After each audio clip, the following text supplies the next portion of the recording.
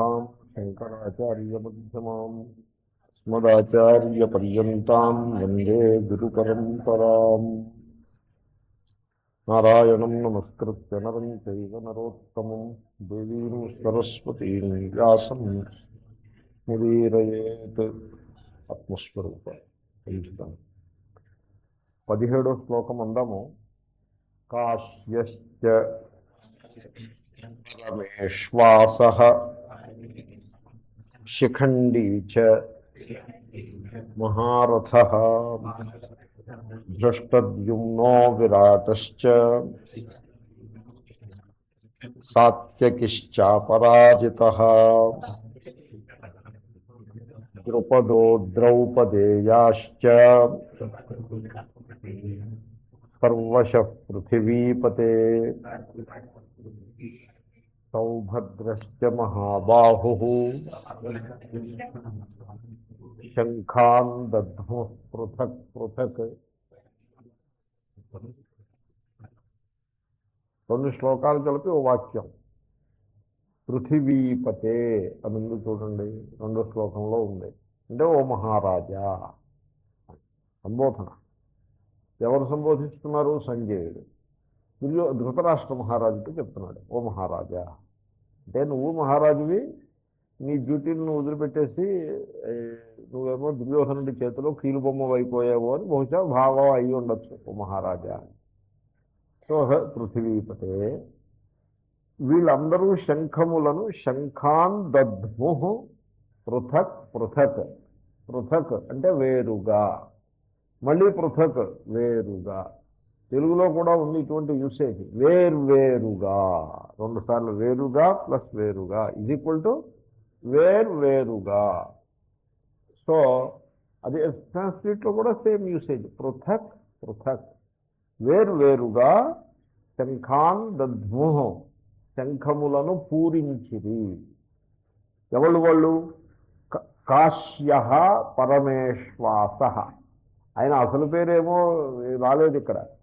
కాశ్యః అంటే కాశీరాజు, పరమేశ్వాసః మహా పరమ అంటే గొప్పదైన పెద్దదైన విశ్వాసః ధనస్సు గలవాడు. ఆయన ధనస్సును చూస్తేనే భయం వేస్తుంది. ఆయన దిట్టమైన ధనస్సు కలిగి ఉంటాడు కాశీరాజు. సో చాలా గొప్ప వీరుడు, మహారథి. సో ఆయన కూడా శంఖాన్ని పూరించినాడు. శిఖండీ చ మహారథః. శిఖండి అని ఒక ఆయన ఉన్నాడు. ఈయన ఈ శిఖండి ధృష్టద్యుమ్నుడి సోదరుడు. ఏవేవో ఈ మహాభారతంలో కథలన్నీ చాలా కాంప్లెక్స్గా ఉంటాయి. టెస్ట్ ట్యూబ్ బేబీస్, ట్రాన్స్జెండర్స్, తర్వాత క్లోనింగ్, ఇవన్నీ మహాభారతంలో ఇవన్నీ వచ్చేసాయి. అంటే నా అభిప్రాయం వాళ్ళు ఇవన్నీ చేసేసారని, అదేదో that way I'm not saying, but all these ideas are there. Test tube baby is of course there. In some good detail it was mentioned. Cloning is there. What is not there? All these gender transition it is there. ఈ శిఖండి ఇతగాడు gender transition కేటగిరీలో ఉన్నాడు. ఫిమేల్గా ఉండి then he has changed gender to male, something like that. కానీ గొప్ప వీరుడు, సామాన్యుడేం కాదు. మహారథ, రథికుడు, బాగా యుద్ధం అది బాగా చేస్తాడు. పాండవుల సైన్యంలో ఉన్నాడు. శిఖండీ మహారథ. ఇంక ఇంచుమించు ఎవరెవళ్ళు ఇప్పుడు ఈ ఎలక్షన్స్ లాగే ఇంకా అన్ని రకాల వాళ్ళు ఎలక్షన్స్లో పోటీలు చేసేస్తూ ఉంటారు. ఇంకా దానికి సమయం సందర్భం ఏమీ ఉండదు. జయప్రద వెళ్ళి యూపీలో పోటీ చేస్తుంది. ఏమిటి సందర్భం? జయప్రద ఆవిడికి ఎలక్షన్ ఏమిటి సంబంధం? అందులో యూపీలో సంబంధం ఏమిటి? ఆవిడ అంటుంది, నా జన్మభూమి ఆంధ్రప్రదేశ్, యూపీ కర్మభూమి అంటుంది. ఈ పదాలు ఎక్కడో ఎన్టీ రామారావు గారితో పాటుగా సినిమాలో యాక్ట్ చేసినప్పుడు వినుంటుంది ఈ మాటలు, ఈ డైలాగులు. కర్మభూమి యూపీట, మొత్తం అంతా భారత భూమే కదా. ఏదో మాట్లాడతారు. Just people, as long as people are gullible, you can talk anything and get away with it. So ఇవి మొత్తం ఆల్ అండ్ సండ్రీ అని అంటూ ఉంటారు ఇంగ్లీష్లో. అందరూ వచ్చేసారు దీంట్లోకి, యుద్ధంలోకి. ఎలక్షన్ యుద్ధంలాగే దీనికి ఎలక్షన్ మహాభారతం అని ఎవడో ఒకతను అన్నట్టు కూడా గుర్తు నాకు ఎక్కడో. అస్తు మహారథ. ఇంకా ధృష్టద్యుమ్న. ఇతనొకడు. ఇతను ద్రుపదుని యొక్క కుమారుడు, ద్రౌపదికి సోదరుడు, పాండవుల సైన్యానికి సేనానాయకుడు, చీఫ్ ఆఫ్ ఆర్మీ. విరాటశ్చ, విరాట మహారాజు, ఆయన పేరు కూడా విరాటుడే. విరాట మహారాజు విరాటుడు. సాత్యకిశ్చ, సాత్యకి, యాదవులలో వీరుడు ఆయన. సాత్యకి యాదవ వంశంలో వీరుడు. ఏమిటో బంధుత్వం ఉంది, సంబంధు. వసుదేవుని అన్నగారి కొడుకో ఏదో సంసంతి. శ్రీకృష్ణుడికి వీళ్ళందరూ బంధువులే. ఈ సాత్యకి ఏనాడు యుద్ధంలో ఓడిపోలేదట, అదే ఆయన గొప్పతనం. అపరాజిత. సాత్యకి మహాభారత యుద్ధం అయిన తర్వాత కూడా జీవించే ఉంటుంది. ఆ తర్వాత ముసలం పుడుతుంది చూడండి, అప్పుడు పోతాడు, ఆ ముసలంతో ఎగిరిపోతాడు. సో సాత్యకిశ్చాపరాజిత. ద్రుపద మహారాజు, ద్రౌపది యొక్క తండ్రి. ఆయన వచ్చాడు యుద్ధానికి, అయినా మిగలడు. ద్రౌపదేయాశ్చ, ద్రౌపది కుమారులు, వాళ్ళ ఐదుగురు కొడుకులు, వాళ్ళ పేర్లో అవి ఉన్నాయి మహాభారతంలో. వాళ్ళ ఐదుగురు కూడా యుద్ధంలో ఉన్నారు. వాళ్ళు మిగలరు, వీళ్ళెవళ్ళు మిగలరు. ఆ సాక్షికి ఒక్కడే మిగులుతాడు ఇక్కడ. సర్వశ, అన్ని వైపుల నుండి శంఖాన్ దద్ముహు, శంఖములను పూరించిరి. ఇంకా ఎవళ్ళు? సౌభద్రశ్చ మహాబాహు. మహాబాహు అంటే బలమైన బాహువులు గలవాడు. పొడుగాటి బాహువులు అనకూడదు. పొడుగాటి బాహువులు అంటే it may not look nice. So అజానుబాహు వరకు బాగానే ఉంది, కానీ మహా అంటే మటుకు మైటీ, బలమైన శక్తిశాలి అయిన బాహువులు గలవాడు. సో మహాబాహు ఎవరతను? సౌభద్ర అంటే సుభద్రాయా అపత్యం, సుభద్ర యొక్క కొడుకు.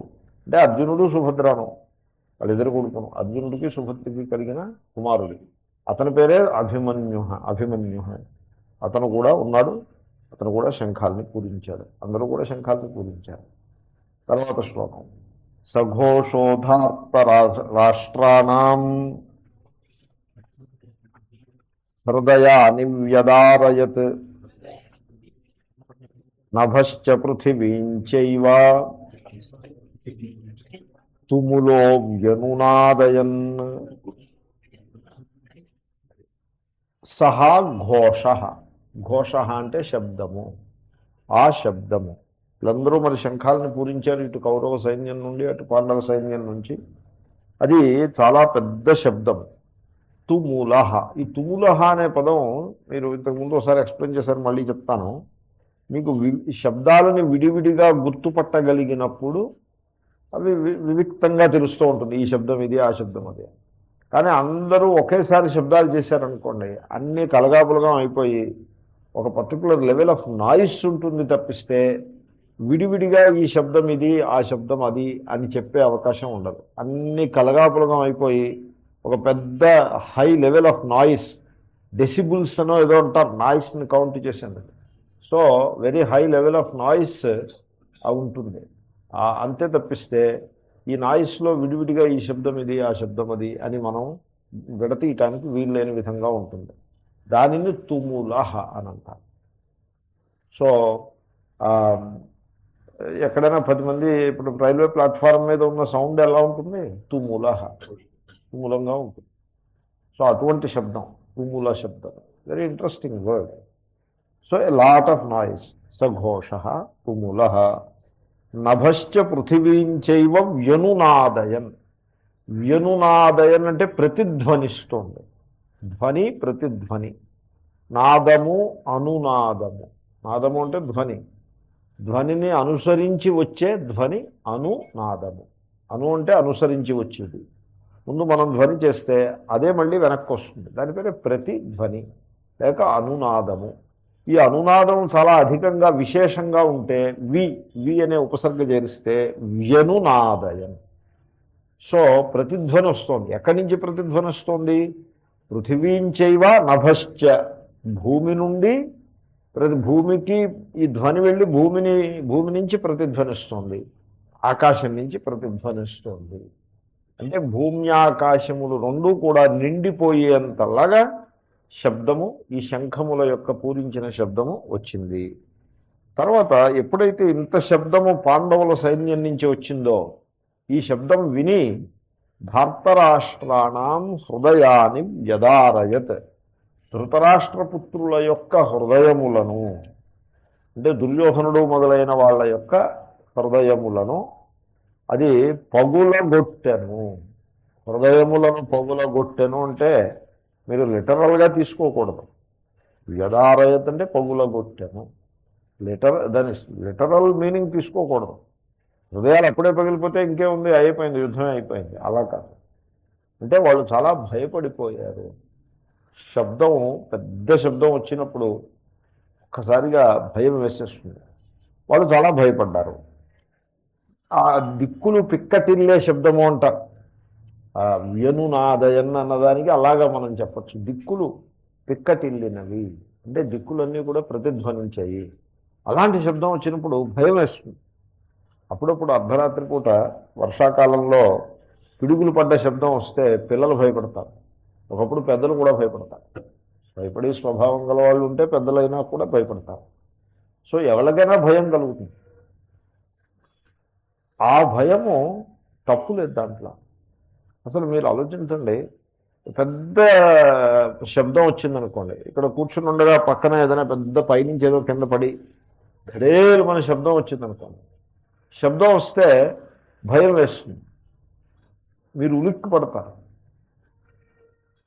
అలాగే చీకట్లో, మసక చీకట్లో నడిచి వెళ్తుంటే పాము ఏదో కనపడింది, తాడే అవ్వచ్చు, అది పాములాగా అనిపించవచ్చు, ఒకసారిగా భయం వేస్తుంది.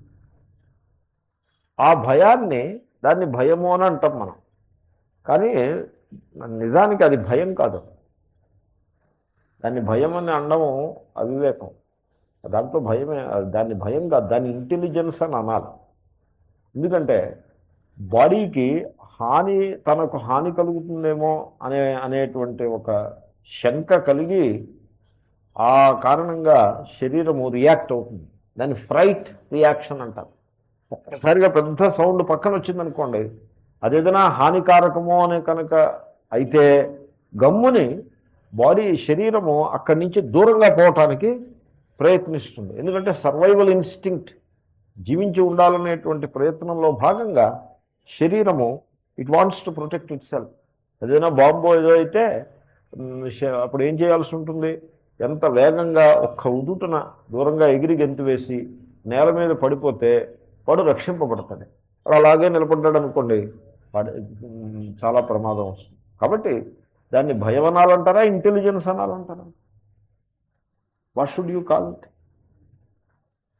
తర్వాత పెద్ద కొండ కొమ్ము మీదకి వెళ్ళారనుకోండి, అలా కిందకి తొంగి చూసినప్పుడు కొన్ని వందల అడుగుల లోతు, వెర్టికల్గా ఉంటుంది లోతు, అప్పుడు భయం వేస్తుంది. అది ఉలిక్కి పడతారు, ఆ బాడీ రియాక్షన్ ఉంటుంది. దాన్ని భయం అనాలా, ఇంటెలిజెన్స్ అనాలా? నన్ను అడిగితే ఇంటెలిజెన్స్ అనే అనాలి దాన్ని. ఎందుకంటే కాలు జారిందంటే ప్రాణం పోతుంది. కాబట్టి శరీరము ప్రాణాన్ని రక్షించుకోవడానికి it is reacting. Fair enough, దాన్ని ఇంటెలిజెన్స్ అని అంటారు. తక్కువ మన పాము కనపడింది అనుకోండి, ఏమి చెక్కు చెదరకుండా ముందుకు అడుగు వేసేస్తే తెలివితేటలు అంటారా? అయితే ఒక్కసారి ఉలిక్కిపడి ఆగితే ఏది తెలివితేటలు? ఆగడమే తెలివితేటలు. కాబట్టి ఫిజికల్ ఫ్రైట్ అని అంటారు. శరీరానికి హానిని కలిగించేటువంటి ఏ ఫ్రైట్ ఉంటుందో, అంటే బాడీ యొక్క సర్వైవల్ ఇన్స్టింక్ట్ వల్ల వచ్చేటువంటి భయ ప్రతిక్రియ ఏదైతే ఉంటుందో, దానిని మనం భయం అనే దానికి లేబుల్ వేయకూడదు. అది భయం కాదు. అది it is the effort on the part of the body to survive, and it is instinctive, natural and instinctive. ఎవరైనా ఉలిక్కిపడితే మనం వెటకారం చేస్తాం, అదిగో ఉలిక్కిపడ్డారు. వెటకారం చేయకూడదు, ఉలిక్కిపడడం మంచిది. ఎందుకంటే గమ్మును ఏదైనా సౌండ్ వచ్చిందనుకోండి, గమ్మును ఉలిక్కిపడి పక్కకి జరిగినట్లయితే నెత్తి మీద పడాల్సింది పక్కన పడుతుంది, యు ఆర్ సేఫ్. సో కాబట్టి అది భయం అనకూడదు, దాన్ని ఇంటెలిజెన్స్ అనాలి. ఇప్పుడు ఇంకొకటి అడుగుతా, ఎవడో అంటాడు, నీకు అదేమిటి, నువ్వు రోడ్డు మీదకి రాగానే పిల్లి ఎదురుకుండా వచ్చింది కాబట్టి నీకు గండం ఉంది, ఆ గండం నీకు 42వ ఏట గండం ఒకటి ఉంది, గండం, గండ శబ్దానికి అర్థం ఏంటంటే సంస్కృతంలో గండం అనే పదానికి మనం అనుకునే అర్థం ఏం లేదు అలాగా. నీకు 42వ ఏట గండం ఉంది, ఆ గండం నువ్వు గట్టెక్కవు, నువ్వు ప్రాణం పోతుంది అని ఎవడో చెప్పాడు వీడికి. చెప్తే వీడు 40వ ఏట వింటాడు ఈ సమాచారం. ఆ 2 ఏళ్ళు భయపడుతూ అలా బిక్కు బిక్కుమంటూ బతుకుతాడు. ఇది ఇది ఇంటెలిజెన్సా భయమా? ఇది మరి దీనికి పేరు ఏం పెట్టారు మన వాళ్ళు? ఇంటెలిజెన్స్ అని పెట్టారు. ఇంటెలిజెన్స్ కదా, this is suppose to be knowledge. This is suppose to be knowledge. Is this knowledge? It is pure fiction and it is psychological degradation, nothing more than that. You live in fear for ఏదో 42 ఏళ్ళు చచ్చిపోతామో 40 ఏళ్ళు సమాచారం వస్తే ఆ 2 ఏళ్ళు వీడు ఫియర్తో బతుకుతూ ఉంటాడు. ఒక ఆయన ఇంకో వారం రోజుల్లో నేను చచ్చిపోతానని చెప్పేసి జాతకం వల్ల తెలిసిందని పార్టీ ఇచ్చేసి అందరికీ భోజనాలు అవి పెట్టేసి బిక్కు బిక్కుమంటూ గడిపాడు. బాగానే ఉన్నాడు, ఏమీ అవ్వలేదు. దీనికి ఇంటెలిజెన్స్ అంటారు. దీన్ని this is knowledge and intelligence. I tell you, this is pure fear. ఇది మనిషి యొక్క సైకాలజీకి మంచిది కాదు. ఈ ఫియర్ చాలా హానికారకమైనది. అసలు అటువంటి ఫియర్ని మనం దరిదాపులకు రానివ్వకూడదు. తర్వాత ఇందాక నేను మనవి చేశాను చూడండి, ఫిజికల్ ఫ్రైట్, దాని గురించి మీరు ఎవరు సిగ్గుపడాల్సింది లేదు. అది మంచిది, అది భగవంతుడు పెట్టాడు దాన్ని. మీరు ఇంటెలిజెన్స్ తోటి ఆలోచించి, ఇంటలెక్ట్తో ఆలోచించి పెట్టుకున్నది కాదు అది, భగవంతుడు పెట్టాడు అది. దాని గురించి మీరేం సిగ్గుపడద్దు. You keep it intact, you need it. ఇప్పుడు చెప్పాను చూడండి, ఈ గండాలు ఇవి, this you just forget about it. It is all trash. It is, that is how it is. భయం ఎందుకు వస్తుందంటే అధర్మాన్ని బట్టి భయం వస్తుంది. ధార్తరాష్ట్రాణం హృదయాన్ని వ్యదారయత్. ఇంత ఘోషం. సరే, ఏదో టాపిక్ వచ్చింది కాబట్టి కొంత సైకాలజీ కూడా చెప్పాను, మీరు ఆలోచించండి. నేను చెప్పిన దాంట్లో ఏమైనా పాయింట్ ఉందేమో ఆలోచించండి. సో ఇక్కడ టాపిక్ ఏమంటే, ఇంత ధ్వని వచ్చినప్పుడు ఇటు కౌరవ సైన్యం నుంచి వచ్చినటువంటి శంఖధ్వనికి పాండవులు భయపడ్డారు, పాండవులు చేసిన శంఖధ్వనికి కౌరవులు భయపడ్డారు. అలా చెప్పట్లేదు ఇక్కడ. పాండవులు భయపడ్డారు అనే మాట లేదు, కౌరవులు భయపడ్డారనే ఉంది. ఎంచేతంటారు? పాండవులు వాళ్ళకి తెలుసు, తమ హృదయాలలో స్పష్టమైన అవగాహన ఉంది. మనము ధర్మము మన పక్షాన ఉన్నది, ఈశ్వరుడు మన పక్షాన ఉన్నాడు, శ్రీకృష్ణుడు. Therefore there is no occasion for fear, they are clear. Whereas కౌరవులు యుద్ధానికి సిద్ధపడ్డారే కానీ మన పక్షాన ధర్మం ఉన్నది అనే హామీ, ఆ రకమైనటువంటి ఇన్నర్ ఎష్యూరెన్స్ ఎవ్వడికి లేదు. ద్రోణాచార్యుడికి లేదు, భీష్ముడికి లేదు, దుర్యోధనాదులకు లేదు. వాళ్ళు ఇది మనం చేస్తున్నది పొరపాటు అనేటువంటి ఆ ఇన్స్టింక్ట్, ఆ కాన్షన్స్ అంటారు చూడండి, దాని పీక నులివేసి ఆ ఇన్నర్ వాయిస్, ఆ అంతర్వాణిని దాని పైకి రాకుండగా దాని పీక నులిమేసి వాళ్ళేమో కేవలము అహంకారానికి, ద్వేషానికే ఇంపార్టెన్స్ ఇచ్చి యుద్ధం చేయడానికి వచ్చారు. అధర్మం చేస్తున్నామని వాళ్ళ మనస్సుల్లో వాళ్ళకి తెలుసు. అంచేతనే వాళ్ళు చాలా భయపడిపోయారు. సో కాబట్టి ధర్మము వలన భయానికి అవకాశం లేదు. అధర్మంలో ఎప్పటికీ భయమే ఉంటుంది, భయం తప్ప మరి ఏమీ ఉండదు. సో ఇదో అందమైన విషయం. ఇక్కడ ధార్తరాష్ట్రాణం హృదయాన్ని వ్యదారయని అన్నారు కనుక, ఎవళ్ళైతే ఆ కౌరవులు అధర్మంని పాటిస్తున్నారు కనుకనే వాళ్ళు భయపడ్డారు. అదో పాయింట్ వర్త్ నోటీసింగ్. లేక 1వ అధ్యాయంలో మంచి మంచి పాయింట్స్ ఏవో కొన్ని ఉన్నాయి, అవి నేను మీకు చూపిస్తున్నాను. నిన్న రథ దృష్టాంతం గురించి చెప్పాను, ఇవాళ అలాంటి మాటలో ఇంకో రెండు. తరువాత అథ వ్యవస్థితాన్ దృష్ట్వా ధార్తరాష్ట్రాన్ కపిధ్వజః ప్రవృత్తే శస్త్ర సంపాతే ధనురుద్యమ్య పాండవః హృషీకేశం తదా వాక్యం దమాహ మహీపతే. ఇది 1.5 వెర్సెస్ సెంటెన్స్. సెంటెన్స్ ఎక్కడికి పూర్తయితే అక్కడికి వెర్స్ దాకా వెళ్ళిపోతాం. సో మహీపతే, మళ్ళీ మహీపతే అంటే మహారాజా అని సంజయుడు ధృతరాష్ట్రుడితో అంటున్నాడు. ఓ మహారాజా, అథ అప్పుడు, తరువాత అంటే శంఖధ్వని అది పూర్తయింది. తరువాత ఇప్పుడు అర్జునుడు గురించి చెప్తున్నాడు. కపిధ్వజ. కపిధ్వజ అంటే అర్జునుడు. సో ఈ ఈ యుద్ధ వీరులు ఉన్నారే వీళ్ళందరికీ ఒక్కొక్క ఇన్సిగ్నియా ఒకటి ఉంటుంది. ఇన్సిగ్నియా అనొచ్చండి దాన్ని. That is what it is, insignia. ప్రతి వాళ్ళకి ఒకటి. ఈ జనరల్స్కి స్టార్స్, 3 స్టార్స్, 5 స్టార్స్ అలాగేవో ఉంటాయి, ఇన్సిగ్నియాలు ఉంటాయి. అలాగే యుద్ధ వీరులకి ఆ ధ్వజం మీద ఇన్సిగ్నియా ఉంటుంది. ఇప్పుడు కూడా ఆర్మీ యూనిట్స్కి ఇన్సిగ్నియాలు ఉంటాయి. ఆ యూనిట్కి ఆ బొమ్మ ఉంటుంది. సో దట్ ఈజ్ ఒక హిస్టారిక్గా వాళ్ళకి ఆ బొమ్మకి ఏదో సంబంధం ఉంది. సో ఇప్పుడు ఉదాహరణకు భీష్ముని యొక్క ధ్వజం మీద తాటి చెట్టు ఉంటుంది. మరి ఎందుకు ఉంటుందో తెలియదు. ఆయనకి తాళధ్వజ అని పేరు భీష్ముడికి.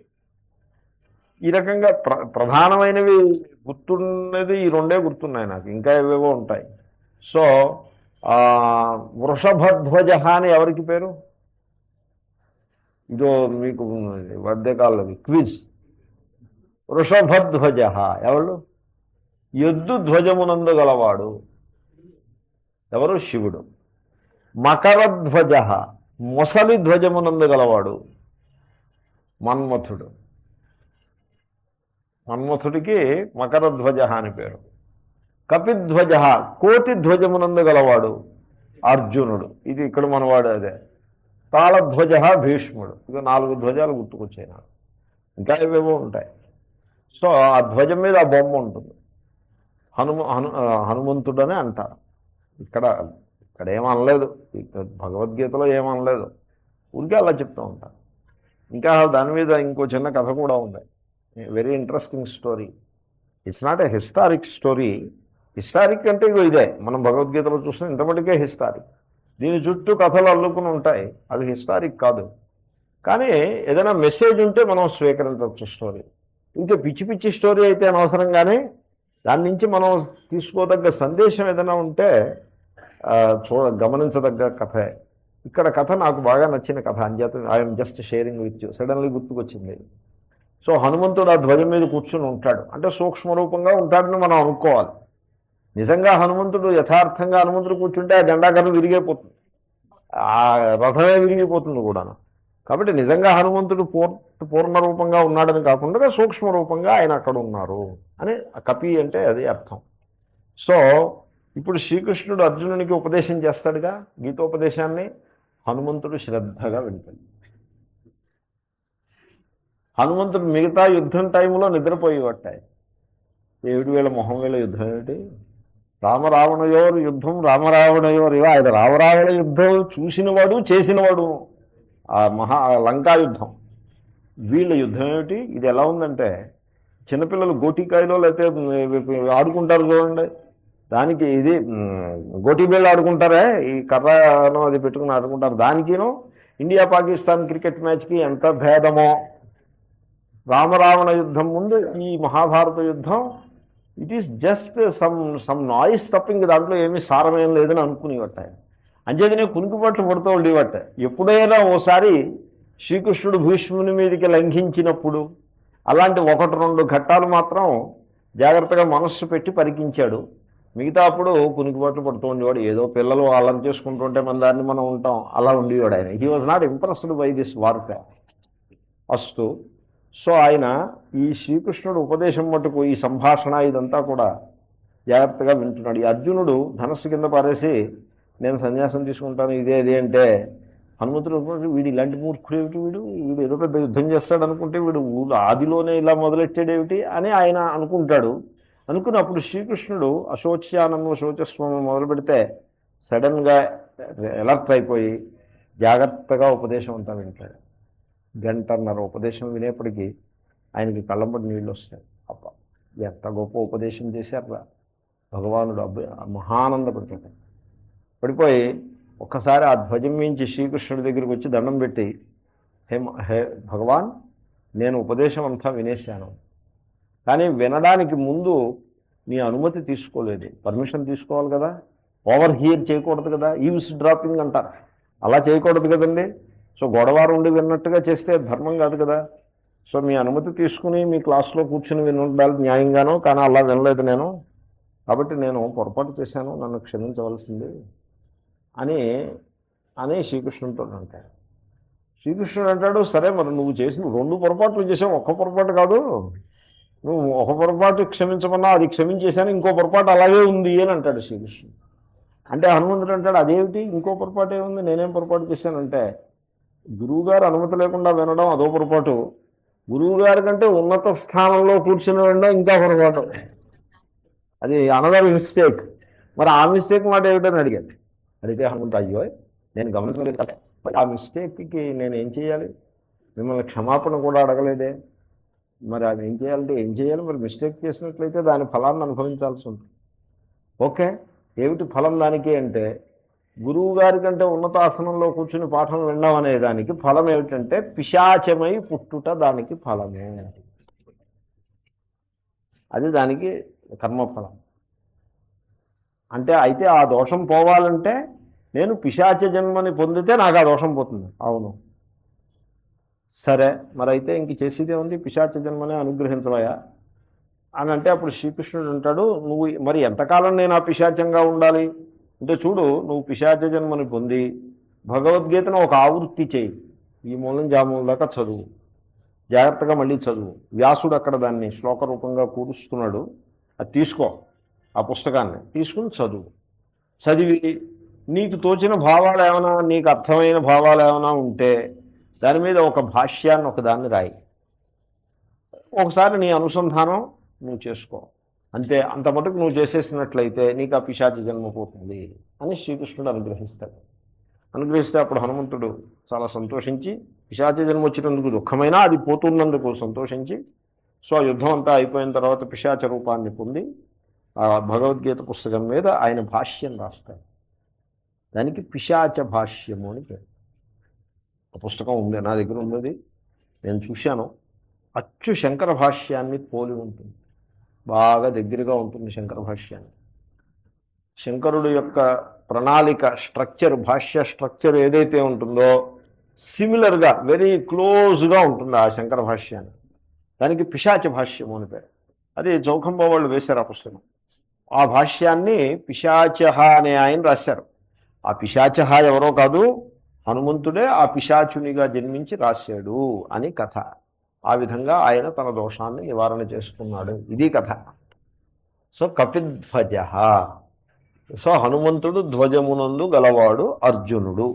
ఈ అర్జునుడు ఏం చేశాడంటే, ధార్తరాష్ట్రాన్ దృష్ట్వా ఒక్కసారి కౌరవుల కేసు చూశాడు. ఎందుకంటే ఇప్పుడు వాళ్ళందరినీ సంహరించడం కోసం వచ్చాడు అక్కడికి.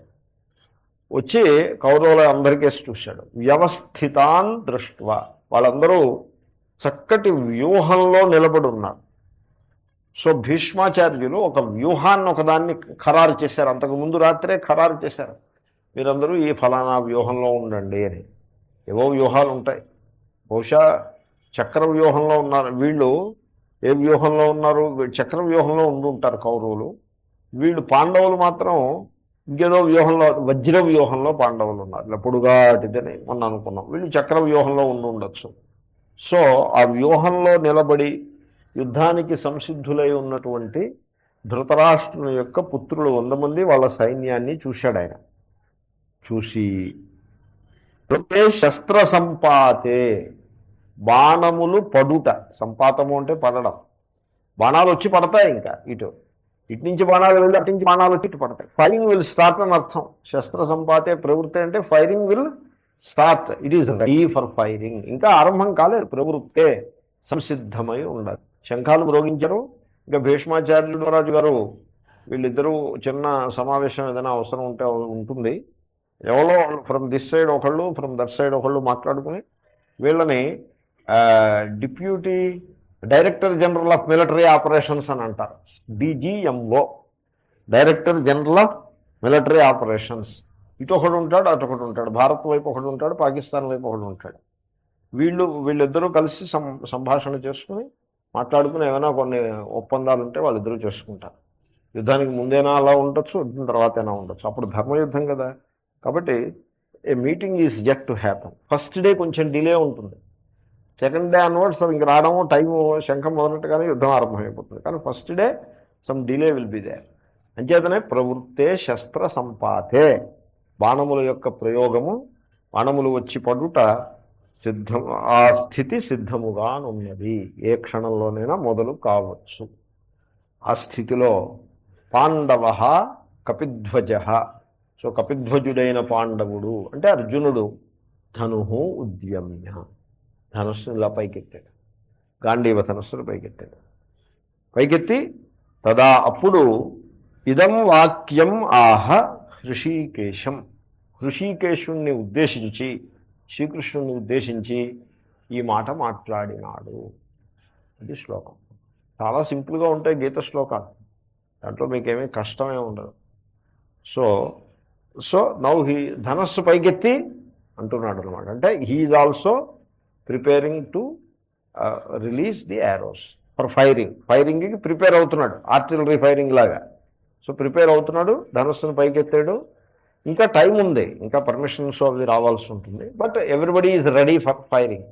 ఆ స్థితిలో ఋషికేశునితోటి అర్జునుడు ఇలా అన్నాడు.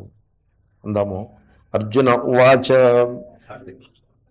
సేనయోరుభయోర్మధ్యే రథం స్థాపయమేచ్యుత యావదేతాన్నిరీక్షేహం యోద్ధుకామానవస్థితాన్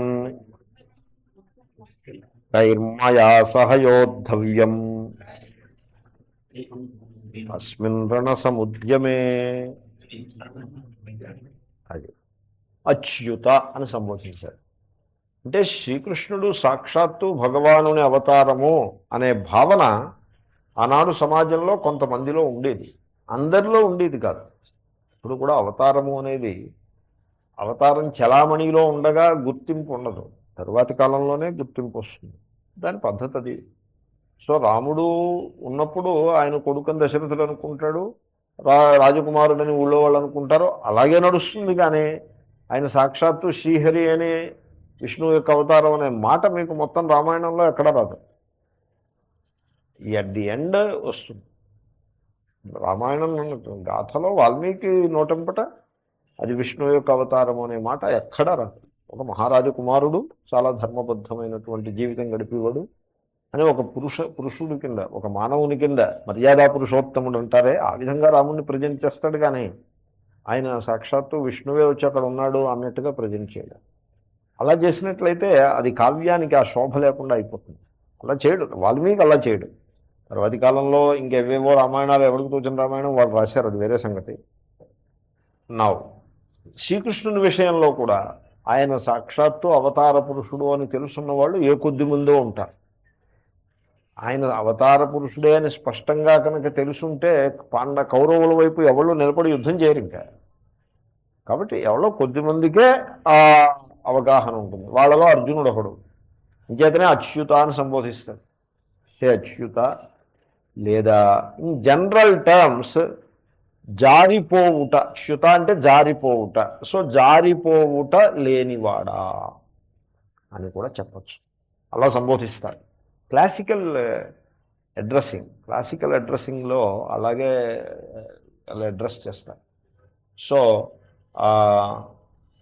వెరీ ఇంట్రెస్టింగ్. ఇన్స్టెడ్ ఆఫ్ మాట జారిపోకుండా మాట నిలబెట్టుకునే మిత్రమా అని సంబోధిస్తాడు. అంత పొడుగు సంబోధన. ఎందుకంటే శ్రీకృష్ణుడు ఏమన్నాడు, నేను దుర్యోధనుడు అర్జునుడు వెళ్తారు శ్రీకృష్ణుడి దగ్గరికి. That is also a very important qualification of Arjuna. నిన్న ఏదో అర్జునుడి క్వాలిఫికేషన్స్ మెన్షన్ చేస్తూ కొన్ని చెప్పాను, ఇంకొకటి చెప్తున్నా ఇప్పుడు, సందర్భం వచ్చింది కనుక. వెళ్ళి ఆ కథ ఎలా ఉంటుందంటే, శ్రీకృష్ణుడు భోజనం చేసి he was lying down for half an hour, just taking a nap. భోజనం చేసిన తర్వాత వీళ్ళిద్దరూ వెళ్తారు. ఇది యుద్ధానికి ముందు ప్రిపరేషన్స్ అనమాట. వెళ్ళి అర్జునుడు వెళ్ళి దండం పెట్టి పాదాల సమీపంలో ఉన్నటువంటి కుర్చీలో కూర్చుంటాడు.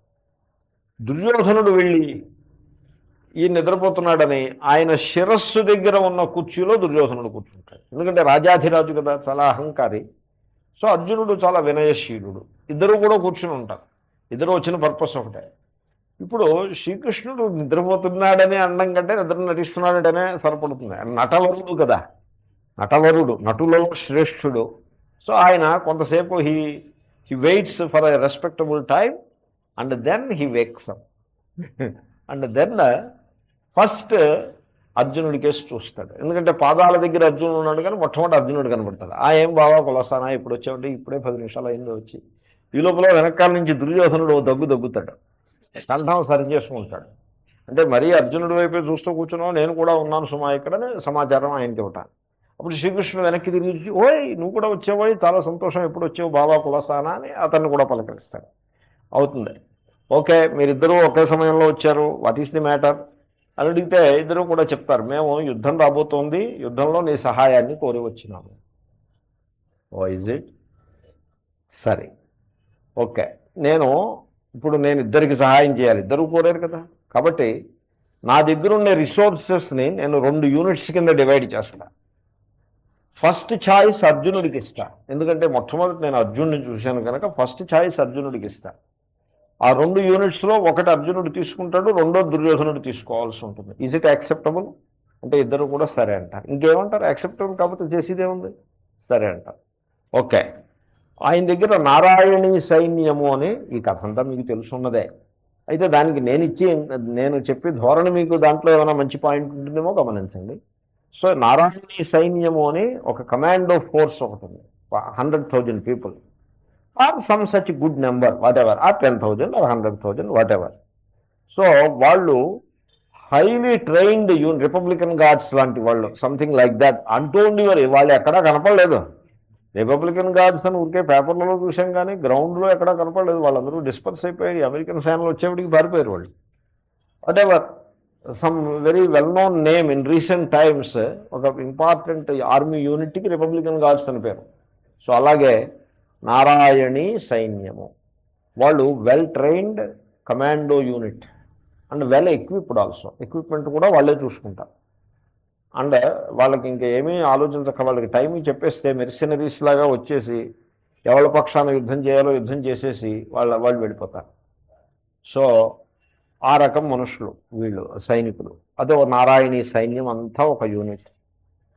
సెకండ్ యూనిట్ నేను అంటాడు ఆయన. నేనని మళ్ళీ నేను ధనస్సు పట్టను, ఆయుధం పట్టను, యుద్ధం చెయ్యను. That is I am the second unit. ఇప్పుడు నీకేం కావాలో కోరుకున్నట్టు Arjun. It's a choice, very huge choice it is. ఇప్పుడు ఇది ఎలాగంటే మన ముందు సకల భోగభాగ్యములతో తులతూగే సంసారం ఉన్నది, ప్రపంచం. అన్ని భోగాలు ఉన్నాయి ఈ ప్రపంచంలో, 5 విధములైన భోగాలు ఉన్నాయి. 5 రకాల జ్ఞానేంద్రియాలకి తృప్తిని ఇవ్వగలిగేటువంటి భోగాలు ఉన్నాయి ప్రపంచంలో. అది ఒకవైపు. ఇంకొక వైపు ఆత్మజ్ఞానము. ఈ రెండింటిలో మీరు choice, you cannot have both. ఇదో కొంత అదో కొంత కుదరదు. ఎందుకంటే ప్రాపంచిక భోగముల యందు పూర్ణ వైరాగ్యం ఉన్నవాడికి మాత్రమే ఆత్మజ్ఞానం లభిస్తుంది. ఆత్మజ్ఞానము కావాలంటే ప్రాపంచిక విషయములపై పూర్తి వైరాగ్యం ఉండాలి. కాబట్టి దీన్ని ప్రాపంచిక విషయాలని పూర్తిగా తిరస్కరించినప్పుడు మాత్రమే మీకు ఆత్మజ్ఞానం లభిస్తుంది. So now what is the choice? What do you choose? This is a very big thing I tell you. కఠోపనిషత్తులో మీరు చూశారు, శ్రేయశ్చ ప్రేయశ్చ మనుష్యమేతః తౌ సంపరీత్య వివినక్తి ధీర. మనిషి ముందు ఈ ఛాయిస్ ఎప్పుడూ ఉంటుంది, శ్రేయ ప్రేయ. శ్రేయ అంటే హితకరము, ప్రేయ అంటే ప్రియమైనది. ఇప్పుడు మీరు బఫే డిన్నర్కి వెళ్ళారనుకోండి, మీ ముందు ఈ ఛాయిస్ వచ్చి నిలబడుతుంది, శ్రేయ ప్రేయ. ఎదురుకుండా బఫే ఐటమ్స్ ఉంటాయి. బఫే ఐటమ్స్ అన్నీ కూడా చాలా ఆయిలీగా ఉంటాయి, స్పైసీగా ఉంటాయి, వెరీ రిచ్ ఫుడ్ అని అంటారు. రిచ్ ఫుడ్ అంటే అర్థం ఖరీదైన ఫుడ్ అని, ₹1 ఎక్కువ ఖర్చు అవుతుందని అదొక అర్థం ఎలాగూ ఉంది. అదే కాకుండా it is highly spicy and oily. అది ఫోటోగ్రాఫ్ కూడా తీసి వేస్తూ ఉంటారు కమర్షియల్స్లో. ఆయిల్ అలా డ్రిప్ అవుతూ ఉంటుంది, తర్వాత ఇట్ రిఫ్లెక్ట్స్ లైట్ అనమాట. హై రెజల్యూషన్ ఫోటోగ్రఫీ తీసినట్లయితే అది మెల్లమెల్లమెల్ల ఆడిపోతూ ఉంటుంది ఆ పదార్థం, మీకు తెలుసు.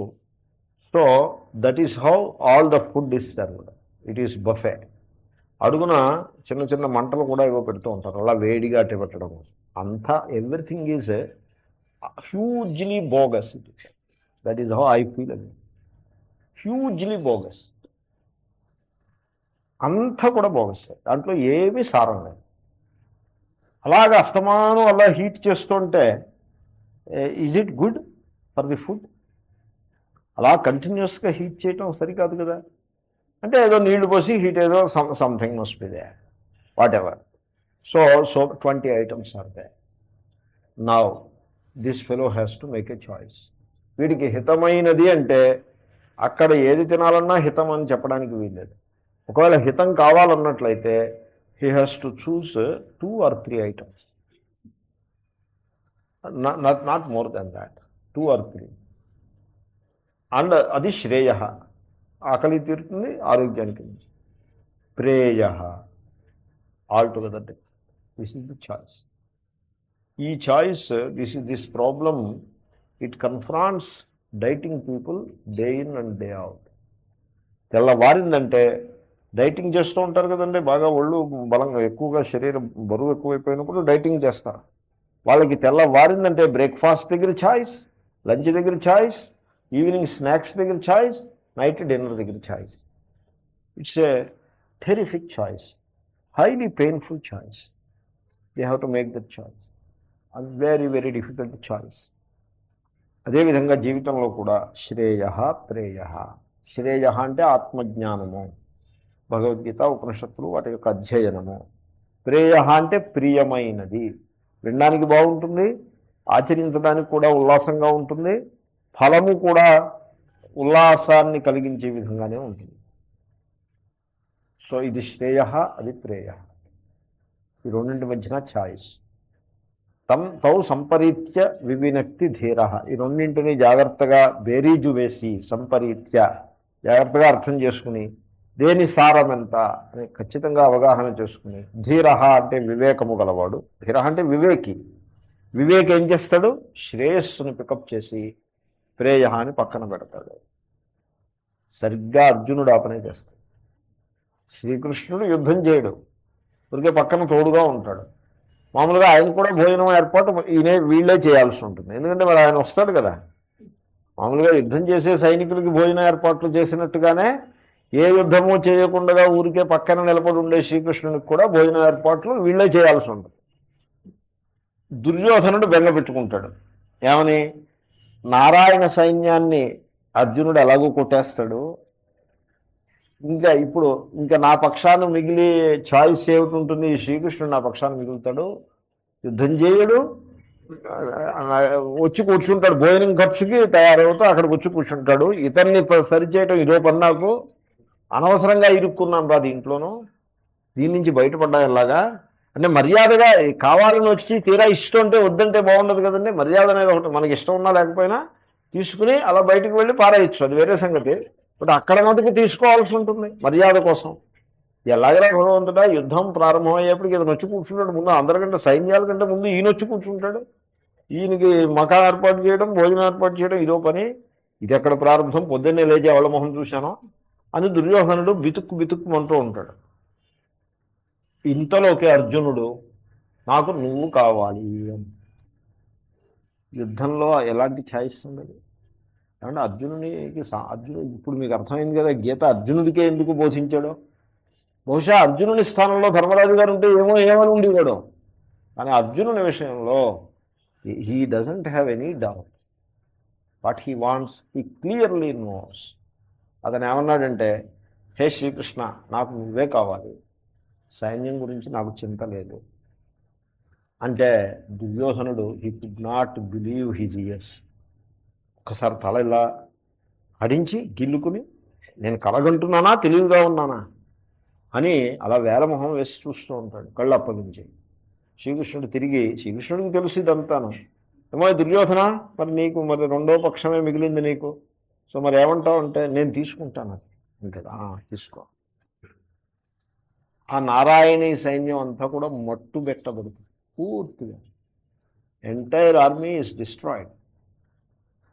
సో అర్జునుడి పక్షాన శ్రీకృష్ణుడు చెప్పాడు. కాబట్టి జీవితంలో మనము అంగబలము అర్థబలము కావాలా, ఈశ్వర శరణాగతి కావాలా? ఈశ్వరుడు he won't do anything for you. నీ కర్మఫలాన్ని నువ్వు అనుభవించక తప్పదు. సుఖమైనా సరే దుఃఖమైనా సరే ఆయన చక్రం ఏం అడ్డు వేయడు. నీ కర్మఫలాన్ని నీకు మనోబలం ఇస్తాడంతే. కర్మఫలాన్ని నీకు సుఖ దుఃఖాలని నేను తీసి పారేస్తాను, నీకు అంతా హ్యాపీ పెట్టేస్తాను, నో, నథింగ్ డూయింగ్.